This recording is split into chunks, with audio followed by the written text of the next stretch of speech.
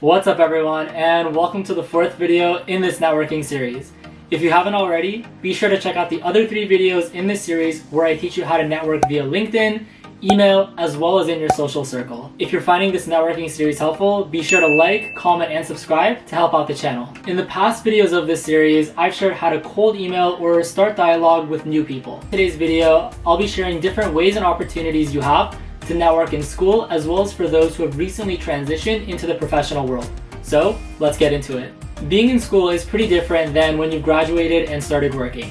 In high school or college, you take different classes every several weeks and with different students. So you're able to meet new people relatively consistently. Even if they're not in your class, you might bump into someone on campus that may be your friend or know someone that you know. That's usually not as often the case when you're working in the professional world. So it's critical to build a strong as well as diverse foundation and network with as many people to create lasting relationships. What I've noticed and tends to be common is that smaller classes have more opportunities for students to interact as opposed to massive lecture halls. I remember taking a class in college where there were only 7 other students total. Everyone knew each other and the professor knew us on a first name basis. What's great was that she was always welcoming and wanting to help us each out individually after class. Everyone in the class would study together in the library or get food or just hang out in general. Being in a class with only 7 other students, it was really a great experience to learn more about my colleagues who have different passions and upbringings, which made that class even more memorable. Ironically, I remember one of those students in that class mentioned that they had a cousin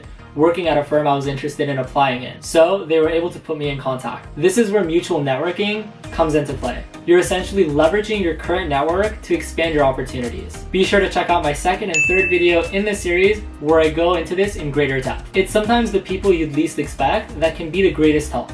So always be aware, because you never know how someone might be the reason that you get that job or internship. All of us come from different backgrounds and share different experiences, so being able to expand your network is very beneficial. In college, I remember taking this technology entrepreneurship class once. Toward the end of the semester, the professor set up a dinner networking session for all 200 students, but only 4 people, including myself, ended up going. It was honestly a great opportunity to learn more about what my professor did, and he was more than happy to share resources that helped improve my professional development. So a definite takeaway from that experience is to not be afraid of your professors or TAs and get to know them. See if they're open to grabbing coffee and learning more about them or their work. This is a great way to build a stronger relationship, especially if you're thinking of doing research for them, getting a letter of recommendation, and sometimes even just doing better in that class. Another great way for students to network is to join clubs and organizations. Even if your club isn't niche to what you're interested in professionally and more of just a hobby, you're meeting new people who again come from a diverse background. It's a great way to expand your contacts and just learn more about anything. Aside from just networking, clubs and organizations also teach teamwork,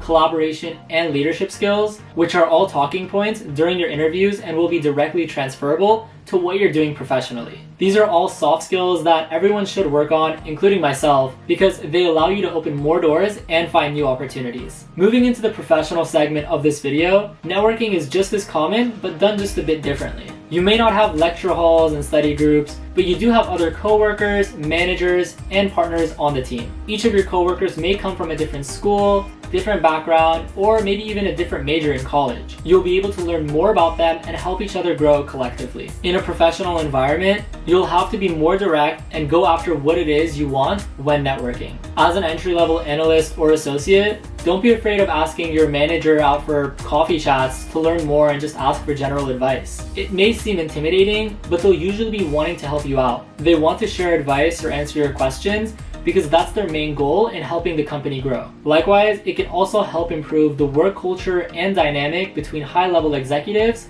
as well as recent college graduates. Another mode of networking, which really depends on the company, is through company retreats. Certain companies have bonding days or retreats where employees meet outside of the company to work on self-improvement or team bonding activities. These serve as a great way to improve your network and get to know your colleague. Again, not every company may have these, but if they do, they're a great way to improve and expand your network. The final suggestion I have when it comes to networking also depends on your line of work, but can be through networking with clients. You might be in sales or real estate or finance, but you'll be working with an individual client or representing a large corporation. Regardless, these are people part of your network who can share valuable information if you just ask. As I shared in one of my other consulting videos, many investment bankers and consultants network with their clients to pivot into industry or into corporate positions. It's very common and happens quite regularly just by building those relationships, asking the right questions,